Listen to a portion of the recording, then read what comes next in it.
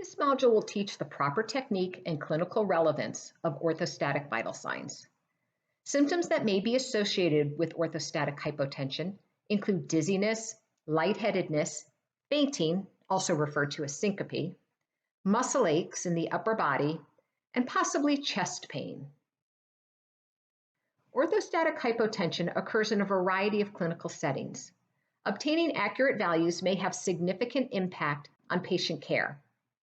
Because clinicians base their management strategy on the results, accuracy is essential.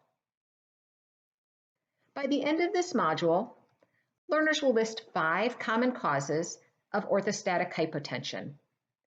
They will explicitly describe the proper technique to perform orthostatic vital signs, and they will correctly interpret the results. A common complaint elicited in the outpatient setting is acute dizziness or lightheadedness. This is frequently associated with an acute illness such as acute gastroenteritis that causes vomiting and diarrhea. A common condition encountered in the emergency department or in the inpatient setting is acute kidney injury. In both of these situations, one of the most valuable assessments is orthostatics to help determine volume status. Performing orthostatic vital signs. Have the patient lie in bed with the head flat for 5 minutes. Measure the patient's blood pressure and pulse while the patient is supine. Instruct the patient to sit for 1 minute. Ask about dizziness, weakness, or visual changes associated with position change. Recheck the blood pressure and pulse. If the patient has symptoms associated with this position change or a sitting blood pressure of less than 90/60, stop the test. Ask the patient to stand. Again, ask about dizziness, weakness, or visual changes. Look for sweating or paleness. Measure the blood pressure and pulse immediately after the patient has stood up, and then repeat the measurement after 3 minutes. Be sure to support the forearm at the heart level when checking the blood pressure. Then assist the patient back to bed.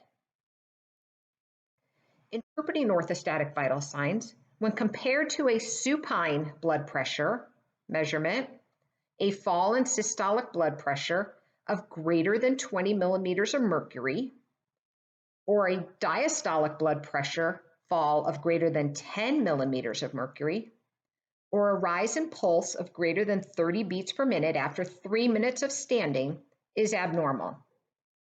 A persistent decline past the 3 minutes suggests a more significant abnormality. This is most commonly seen in a neurocardiogenic disorder, and that's typically chronic as opposed to the acute issues we're discussing today.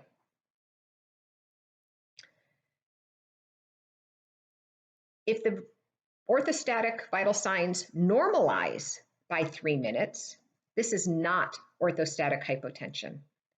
This finding, however, may be useful to confirm the patient's complaints of feeling dizzy upon standing, and it may lead to a change in medication or looking for some other condition, and it certainly will lead to patient education about using caution when arising from a sitting or lying position.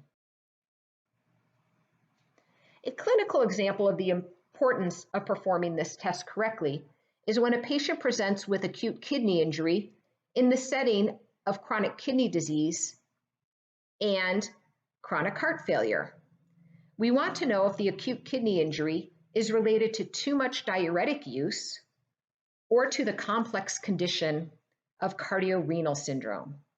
If the orthostatic vital signs are normal, this most likely represents cardiorenal syndrome and not dehydration, given the high specificity of the test.